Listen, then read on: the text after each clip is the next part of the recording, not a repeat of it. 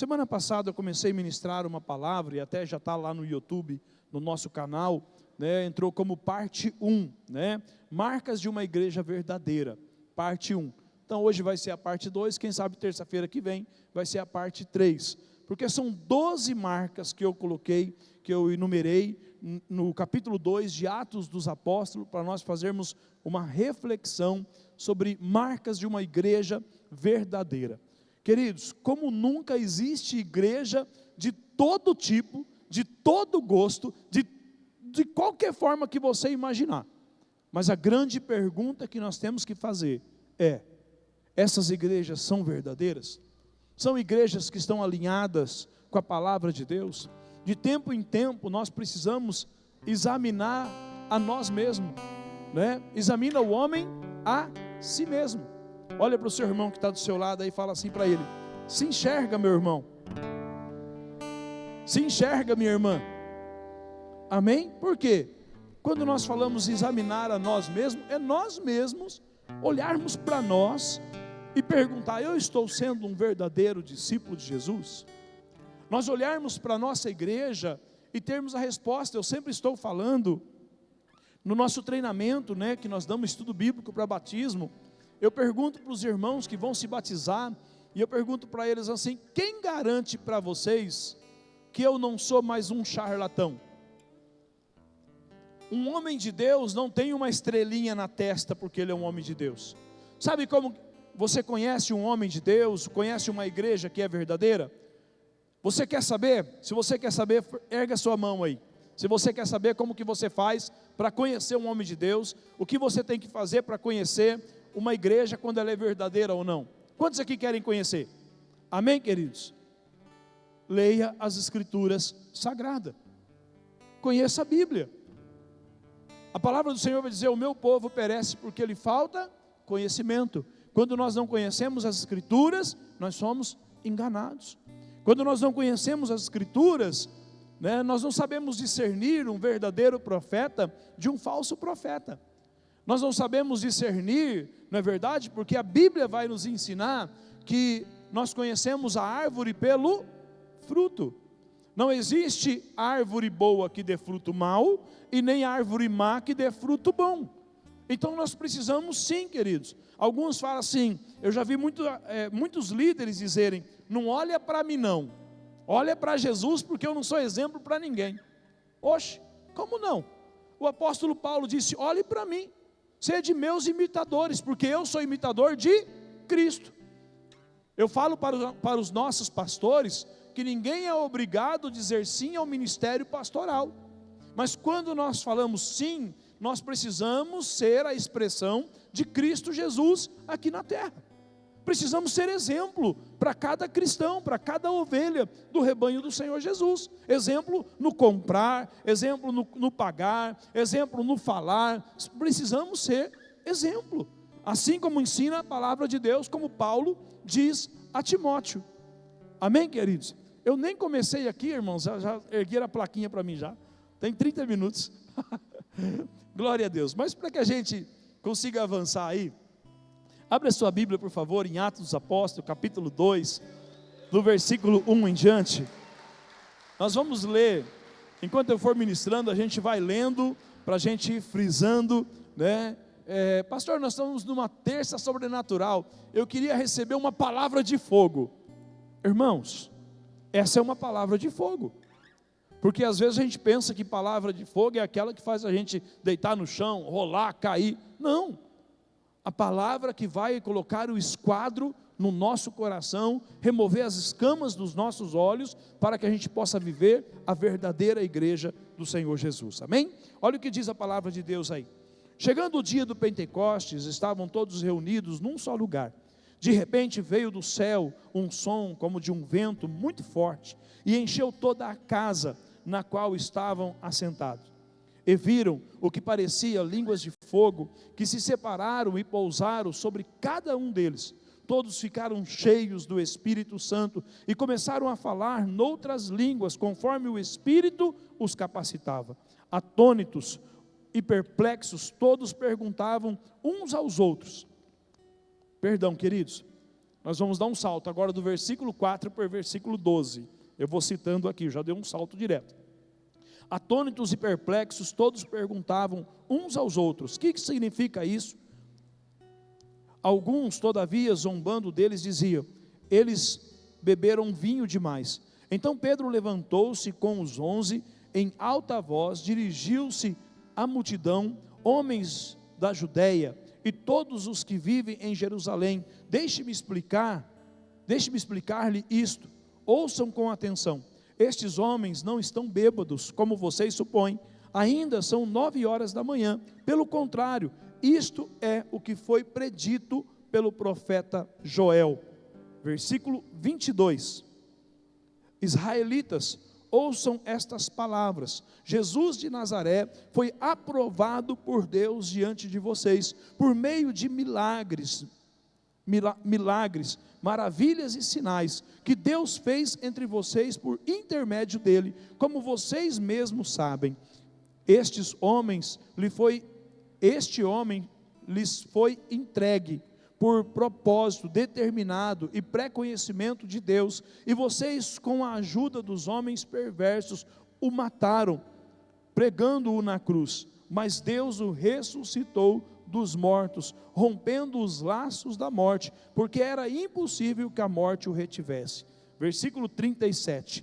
Quando ouviram isso, os seus corações ficaram aflitos, e eles perguntaram a Pedro e aos outros apóstolos: irmãos, que faremos? Pedro respondeu: arrependam-se cada um de vocês e sejam batizados em nome de Jesus Cristo para perdão dos pecados, e receberão o dom do Espírito Santo, pois a promessa é para vocês, para os seus filhos, para todos os que estão longe, para todo quanto o Senhor nosso Deus chamar. Com muitas outras palavras os advertia e insistia com eles: salve-se desta geração corrompida. Versículo 41, os que aceitaram a mensagem foram batizados, e naquele dia houve um acréscimo de cerca de 3.000 pessoas, e eles se dedicavam ao ensino dos apóstolos, e à comunhão, ao partir do pão e às orações. Todos estavam cheios de temor, e muitas maravilhas e sinais eram feitos pelos apóstolos. Todos os que criam mantinham-se unidos e tinham tudo em comum, vendendo suas propriedades e bens, distribuíam cada um conforme a sua necessidade. Todos os dias continuavam a reunir-se no pátio do templo e partiam o pão em casa, e juntos participavam das refeições com alegria e sinceridade de coração, louvando a Deus e tendo a simpatia de todo o povo. O Senhor lhes acrescentava todos os dias os que iam sendo salvos. Amém, queridos? Posso ouvir um glória a Deus aí? Feche seus olhos mais uma vez. Pai, no nome santo de Jesus, obrigado, Senhor, pela revelação da Tua palavra. Obrigado porque ela traz entendimento, nos traz direção, nos traz a Tua revelação. Senhor, eu peço que o Senhor fale conosco, Senhor amado, neste culto, ó Pai, e que nós possamos, em nome de Jesus, alinhar as nossas vidas, alinhar, ó Deus, a igreja Batista Betel com a igreja primitiva, Senhor, que nós voltamos, ó Deus querido, à igreja do Novo Testamento, ó Pai, não uma igreja somente que se reúne no templo, mas uma igreja, ó Pai querido, que está vivendo lá fora, está manifestando Cristo Jesus, está amando, servindo, manifestando Cristo Jesus. Pai, no nome santo de Jesus Cristo, abençoa os Teus filhos, penetra cada coração que aqui se encontra, visita os Teus servos também em casa, Senhor, fala, ministra aos seus corações, traz revelação, Senhor, palavra rema, Senhor amado, no nome santo de Jesus, nós oramos a Ti, amém, amém, queridos. Semana passada, eu consegui ministrar aqui 4 marcas de uma igreja verdadeira. Então a primeira a primeira marca de uma igreja verdadeira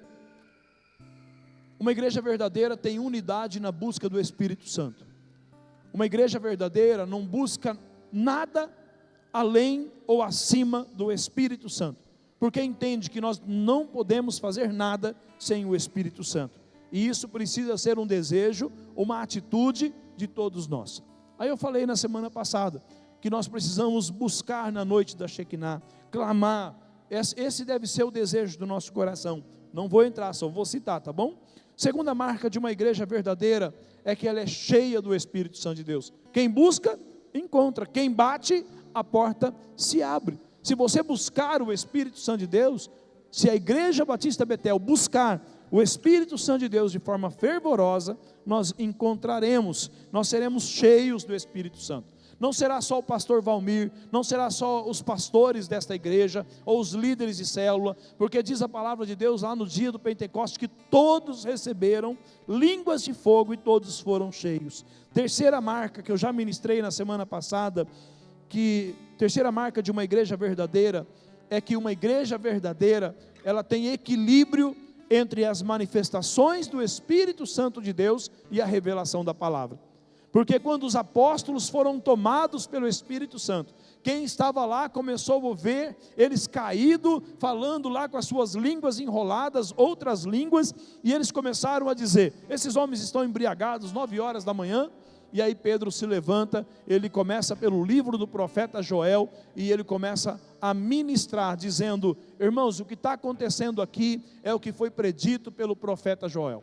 Então a gente vai ver um equilíbrio aqui entre as manifestações do Espírito Santo. É errado ter manifestações do Espírito Santo? Sim ou não? Não. O que é errado é só ter manifestações do Espírito Santo. Entende? Porque nós vemos algumas igrejas que só tem mover do Espírito Santo. E aí, querido, não tem luz, não tem Bíblia, não tem ensinamento, não tem conversão, não tem nada. Só tem o povo chapando, só tem o povo correndo, só tem o povo gritando. Querido, não tem problema nenhum a gente viver as manifestações do Espírito Santo de Deus. Mas as manifestações do Espírito Santo de Deus, sem a compreensão, sem a revelação das Escrituras, não vai trazer o resultado que a igreja tem, que é ganhar muitas almas para o Senhor Jesus. O quarto, que eu ministrei também na semana passada, a quarta marca de uma igreja verdadeira, ela é cristocêntrica. Amém? Porque lá do versículo 22 em diante, quando Pedro termina de dizer o que está acontecendo aqui foi predito pelo profeta Joel, ele explica o que está acontecendo. Agora ele começa citando uns salmos de Davi, e ele apresenta Jesus Cristo, e ele começa a falar: o que está acontecendo aqui, queridos, é que vocês crucificaram Jesus Cristo, através de homens perversos, e agora Pedro vai levando a sua mensagem e apresentando Jesus. Então a igreja, uma igreja verdadeira é cristocêntrica, e uma das coisas que eu disse aqui na terça-feira passada, nesse ponto, é que eu tenho medo de pregador que fica falando eu, porque não é sobre nós, é sobre ele. Amém? A mensagem não é sobre eu, é sobre Jesus, né? E aí eu citei aqui o que o A.W. Tozer, né, ele diz no seu livro A Vida Crucificada. Ele diz que se há algum brilho em nós somos como a lua. Nessa semana a lua estava bem bonita, né? E quando a gente olha para a lua, a gente sabe que ela está refletindo, tem uma luz nela, mas não é uma luz própria. Às vezes tem até uma luz em nós, mas essa luz não vem de nós, porque nós não temos luz própria. Assim como a luz reflete, a lua reflete a luz do sol, nós refletimos a glória de Deus. Amém, queridos? Nós só somos o reflexo da glória de Deus. Agora eu quero entrar aqui hoje falando com você a quinta marca de uma igreja verdadeira. Uma igreja verdadeira, ela é conhecida por confrontar pecado e pregar arrependimento. Uma igreja, porque nós estamos vivendo dias, irmãos, dias da igreja coach, dias da pregação autoajuda, o que tem de pessoas que não querem mais ser confrontados. Não querem ser confrontados, porque é gostoso ter aquele evangelho caramelo. Sabe aquele evangelho doce? Jesus não disse que nós seríamos o caramelo da terra. Jesus disse que nós seríamos o sal da terra. E o sal, ele preserva, o sal, ele conserva, o sal, ele tempera, o sal, ele tem um propósito. E a igreja do Senhor Jesus, ela tem que ser uma igreja que confronta pecado. Tem que ser uma igreja que não vai ver uma pessoa em pecado. Por exemplo, há pouco tempo atrás nós fizemos um recadastramento da nossa igreja, e todos aqueles que não fizeram recadastramento, porque já não estão caminhando mais conosco, foram todos desligados. Por quê? Tem pessoas lá fora vivendo de uma forma toda errada, participando na igreja. Olha o que vai dizer no versículo 37 e versículo 38, quando Pedro está pregando o sermão, diz assim: quando ouviram isso, os seus corações ficaram aflitos. Jesus disse que ele não veio, querido, ele veio trazer espada, ele veio trazer juízo sobre o povo, ele veio trazer ao coração do povo desespero. A mensagem que não provoca desespero no coração de quem está pecando, deixou de ser uma mensagem do reino de Deus da igreja. Porque a igreja verdadeira, ela produz isso. Eles ficaram com seus corações aflitos e perguntaram a Pedro e aos outros apóstolos: irmãos, que faremos? O que vai ser de nós? Uma igreja verdadeira faz as pessoas, estimula as pessoas a ter desejo de voltar, ter desejo de consertar a sua vida, ter desejo de se arrepender. Entende, queridos? Agora, irmãos, existe também, olha o que Pedro diz no versículo 38, Pedro respondeu: arrependam-se cada um de vocês e sejam batizados em nome de Jesus Cristo, para perdão dos seus pecados, e receberão o dom do Espírito Santo de Deus. Além de pregar, combater o pecado, prega arrependimento. Sabe, queridos, existe uma linha hoje teológica, que a graça já foi dada para a pessoa, e a pessoa pode viver do jeito que ela quiser. Ela pode viver amaziada, ela pode viver no pecado, ela pode viver praticando tudo que não pode. É como, por exemplo, tinha uma pessoa que eu conheço, que é um pastor, e hoje, graças a Deus, né, ele teve um encontro com Jesus, e ele começou a trazer um concerto na igreja, casou com uma mulher de Deus, né, uma serva de Deus, e trouxe um alinhamento para a igreja. Mas, por exemplo, ministrava na adoração, no culto da igreja dele, pessoas que estavam tendo relação sexual fora do casamento, pessoas que eram amaziadas. Irmãos, isso está cheio aí fora. Uma igreja verdadeira vai subir no altar quem tem vida, e se está subindo sem vida é porque a gente não tem conhecimento. Uma igreja verdadeira, mais do que deixar uma pessoa participar em pecado, ele precisa preservar essa pessoa para que ela não seja um mau testemunho, um motivo de tropeço para muitas vidas. Quantas pessoas poderiam estar sendo curadas, mas quando o pecado entra na igreja, Deus sai, queridos. Deus sai, porque tem igrejas que a gente vai e nós não sentimos a presença de Deus naquele lugar. Todas as vezes que nós estamos aqui adorando a Deus, nós estamos cantando, nós estamos exaltando, nós estamos glorificando a Deus, a presença de Deus é palpável nesse lugar. Quem sente a presença de Deus aqui? Mas deixa eu dizer para você, se você é um membro desse corpo, e você vive em pecado, está na prática do pecado, mente, engana, trapaceia, está envolvido com pornografia, deixa eu dizer para você, querido, isso vai trazer à igreja grande consequência. Isso vai trazer à igreja grande consequência. Deixa eu ver se está, estou pensando num texto aqui, eu não sei se está certo, mas coloca para mim, fazendo favor, Jeremias, capítulo 15, versículo 19. Se não for, depois eu vou achar esse texto. Coloca no versículo 15 para mim, fazendo favor, nós vamos ler até aqui. Preste atenção nesse texto aqui, o que Deus está dizendo. Tu me conheces, Senhor, lembra-te de mim, vem em meu auxílio e vinga-me dos meus perseguidores, que pela tua paciência para com eles, e não seja eliminado. Sabes que sofro afronta por tua causa. Pode passar. Quando as tuas palavras foram encontradas, eu as comi, elas foram o meu júbilo e a alegria no meu coração, pois levo o teu nome, ó Senhor, Deus dos exércitos. Pode passar.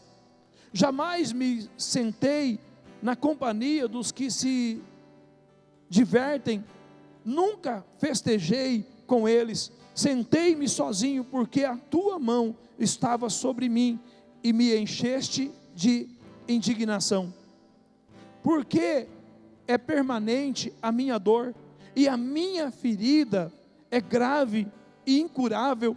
Por que te tornastes para mim como um riacho seco, cujos mananciais falham? Deixa aqui, Jeremias, ele está em crise espiritual, e ele está dizendo: Deus, por que o Senhor me abandonou? Por que o Senhor se tornou para mim um riacho seco?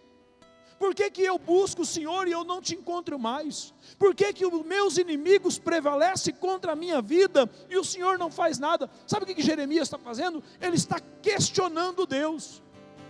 Quantos de nós questionamos Deus e perguntamos: Deus, por que isso? Deus, por que aquilo? Deus, por que nós não estamos vivendo? Deus responde para ele. Olha o que Deus responde no versículo 19.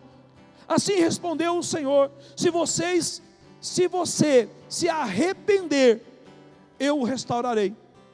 Olha o que está dizendo: eu o restaurarei para que possa me servir. Se você disser palavras de valor, não indignas, será o meu porta-voz. Deixe este povo voltar-se para você, mas não se volte para eles. Outra tradução vai dizer assim: se você, Jeremias, se distanciar do que é vil e voltar-se para o sagrado, eu vou me revelar de novo a você, mas enquanto você estiver vivendo dessa forma, eu não me revelarei mais a você. Eu não falarei mais com você, porque, querido, não há comunhão entre pecado e o Senhor. Deus não enche vaso sujo. E às vezes, querido, acontece duas coisas na nossa igreja. Quando nós tratamos, corrigimos pessoas por causa do pecado, pessoas ficam chateadas. Quando nós retornamos a pessoa na comunhão, pessoas ficam chateadas. Entende? Às vezes tem pessoas, querido, que nós estamos tratando, que é um escândalo que acontece na cidade toda, uma situação, e aí a gente trata essa pessoa, trata o casamento, trata a família dessa pessoa, passa 1 mês, 2 meses, querido, nós vamos deixar essa pessoa encostada para sempre? Não vamos inserir ela no corpo de novo? Tem alguém perfeito aqui? Todos nós somos pecadores. O grande problema, né, às vezes não é o pecado. Às vezes é a falta de tratamento, ou a falta de oportunidade para que as pessoas possam voltar e fazer o que é certo. Coloca para mim esse texto na NTLH, fazendo um favor, ou na King James.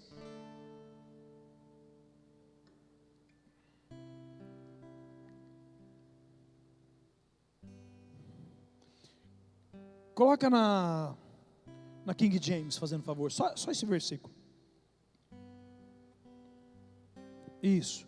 Contudo, eis que veio a resposta de Yahvé: se arrependeres, então te restaurarei, para poderes me servir.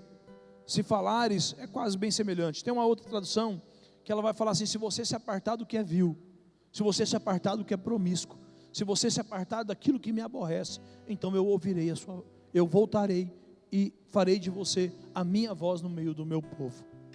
Amém, queridos? Então, uma igreja verdadeira, ela combate pecado e prega arrependimento. Amém. Ela prega arrependimento, ela está trabalhando, ela não acha normal. Querido, deixa eu dizer para você, poderia ficar só nesse ponto aqui hoje. Pornografia é pecado, e não é só homens que estão hoje se envolvendo com pornografia, tem mulheres se envolvendo com pornografia. Deixa eu dizer para você, querido, todo homem que se envolve com pornografia, ele cai primeiro nessa armadilha de Satanás, que é a pornografia, depois ele cai numa segunda armadilha, que é a masturbação. E depois que ele cai nessa armadilha, ele tem um problema no casamento, ou a mulher tem um problema no casamento, porque quem faz sexo consigo mesmo, não procura o seu cônjuge. Isso é pecado, isso vai te levar para a morte, isso vai te levar para a destruição, porque pior do que conhecer, é conhecer e continuar praticando o pecado. Porque quem conhece e continua praticando o pecado, disse o Senhor Jesus, que essa pessoa não é quente nem frio, é morno. E Jesus disse: eu vou vomitar você da minha boca no dia do juízo. Uma igreja, querido, verdadeira, ela confronta, ela prega, ela ataca o pecado, ela declara guerra contra o pecado.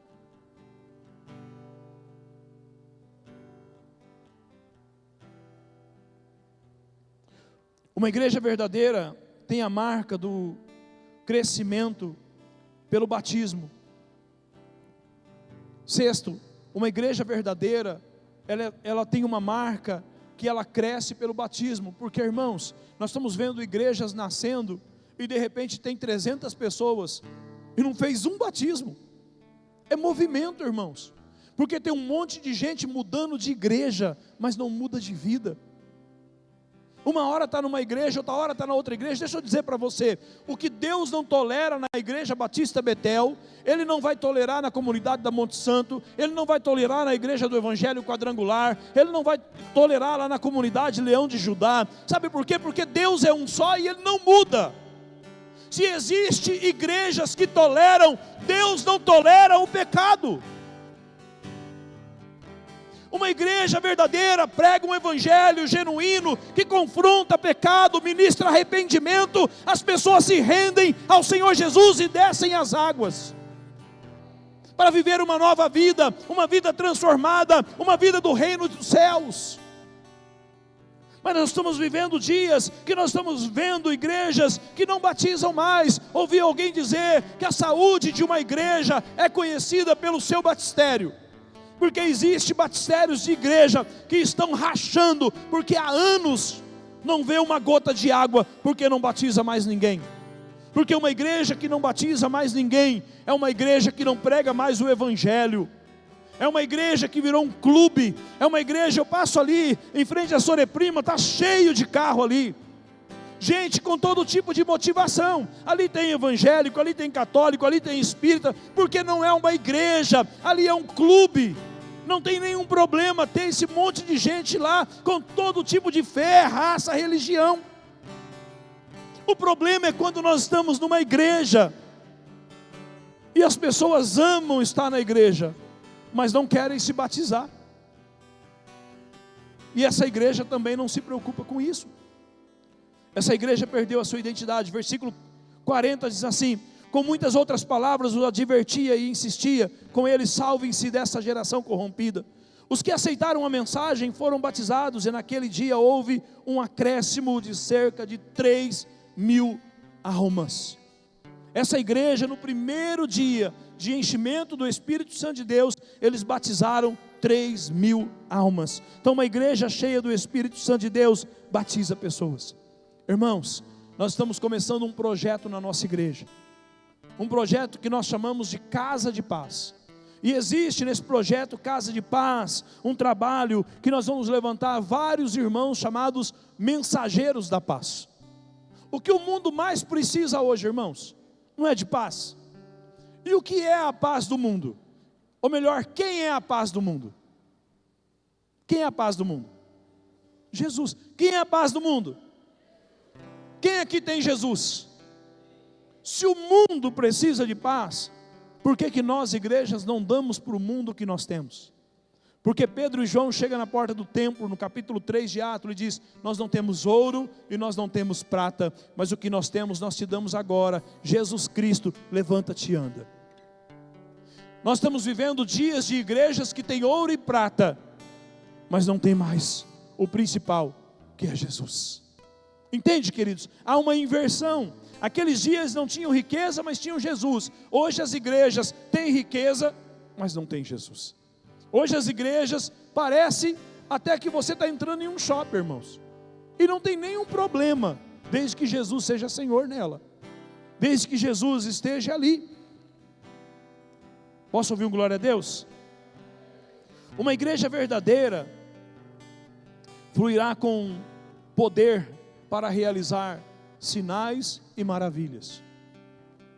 Toda igreja verdadeira onde o Senhor Jesus está, pessoas serão curadas, o sobrenatural estará com essas pessoas. No versículo 43 assim: todos estavam cheios de temor.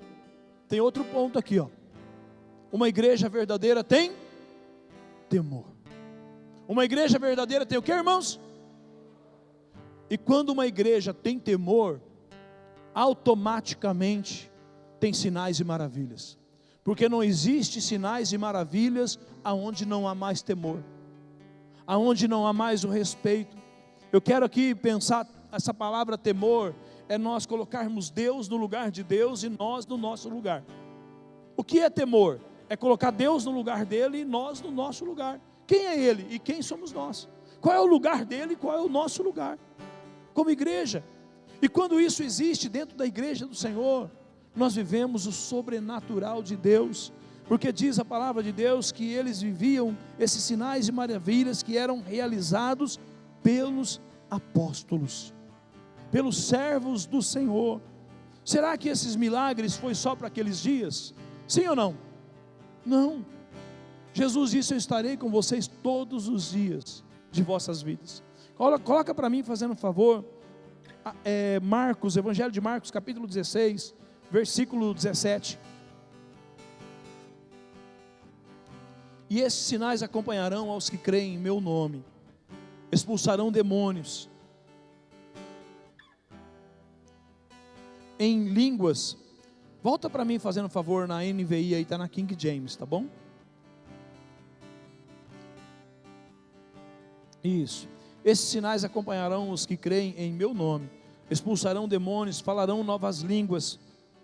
Pode passar. Pegarão em serpentes, se beberem algum veneno mortal, não lhes fará mal nenhum. Imporão as mãos nos doentes, e estes ficarão curados. Pode passar. Depois de lhe ter falado, o Senhor Jesus foi elevado aos céus e assentou à direita de Deus. Segura aqui, volta para mim aqui. Jesus, ele fala essas coisas para os seus discípulos, ele sobe aos céus, ele se senta à direita de Deus Pai, como ensina a palavra de Deus. E o que nós entendemos? Por que Jesus estava dizendo que estes sinais seguirão aos que creem? Porque Jesus estava dizendo assim: agora é com vocês, igreja, agora é com vocês. Esse é o momento que vocês vão ministrar, esse é o momento que vocês vão impor as mãos sobre os enfermos e estes serão curados, esse é o momento que vocês expulsarão demônios, este é o momento que esses sinais acompanharão aos que creem. Uma igreja verdadeira, querido, ela desfruta dos sinais e maravilhas, do poder de Deus manifesto no meio da sua igreja. Coloca para mim, fazendo um favor, o versículo 20 agora, para a gente encerrar aqui, e nós vamos ter um momento de oração. Pode se colocar em pé. Então os discípulos saíram e pregaram por toda parte, e o Senhor cooperava com eles. Queridos, eu amo esse versículo. Jesus sobe aos céus, está sentado à destra de Deus Pai. Jesus, o Todo-Poderoso, em toda a sua plenitude de glória, como diz lá em Apocalipse capítulo 1, como diz em Daniel capítulo 10. Agora Jesus, diz a palavra de Deus que os discípulos saíram, e eles começaram a se disponibilizar, eles começaram a ir por todos os lugares e pregar a palavra em toda parte, diz a palavra de Deus. E o Senhor cooperava com eles. Quem cooperava com eles, irmãos? Deixa eu dizer para você, Jesus coopera com quem vai. Posso ouvir um glória a Deus? Jesus coopera. Deixa eu ensinar você. Quantos aqui quer ver enfermos sendo curados? Dê um glória a Deus aí. Às vezes a gente vai orar para uma pessoa para ser curada, e a gente faz tudo errado, irmãos. E a gente chega lá e fala assim: Deus, cura esse irmão. Deus, coloca as tuas mãos sobre ele agora. Deus, visita ele. Deus, faz isso. Irmãos, não é Jesus, não é Deus quem vai fazer. Jesus disse: toda autoridade foi me dada nos céus e na terra, portanto vão e façam discípulos. Agora a bola não é mais com Jesus, a bola é com a igreja verdadeira. Quantos querem aprender aqui a ministrar cura? Então quando você for orar por alguém, você vai pegar e perguntar para essa pessoa, dizer: querido, qual é o problema? Qual é o problema? Por que você quer que eu ore e ministre sobre a sua vida? E ela vai dizer assim: é porque eu tenho muita dor na coluna. E aí você vai colocar a mão na coluna dela e você vai dizer assim: pela autoridade do Senhor Jesus dada a mim, enfermidade, eu digo agora, saia em nome de Jesus. Entende, queridos? Seu demônio, sai daí agora. Seu demônio, por favor. É assim, irmãos? Espírito maligno, eu ordeno agora, no nome de Jesus, saia. Está entendendo? É você, porque Jesus, Ele está cooperando com você. Jesus, Ele está colocando o poder dEle em você. Jesus está manifestando a presença do Espírito Santo de Deus em você. Não é você ficar pedindo para Deus fazer, essa autoridade já está sobre a sua vida.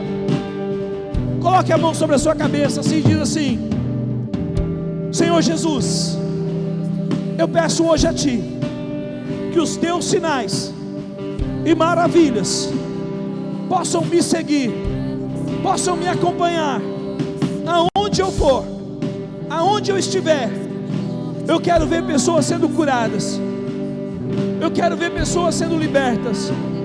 E quando eu colocar as minhas mãos, Senhor Jesus, coopera comigo, Senhor Jesus, manifestando o Teu poder pela autoridade que o Senhor confiou a mim. Amém, queridos? Uma igreja verdadeira conta milagres.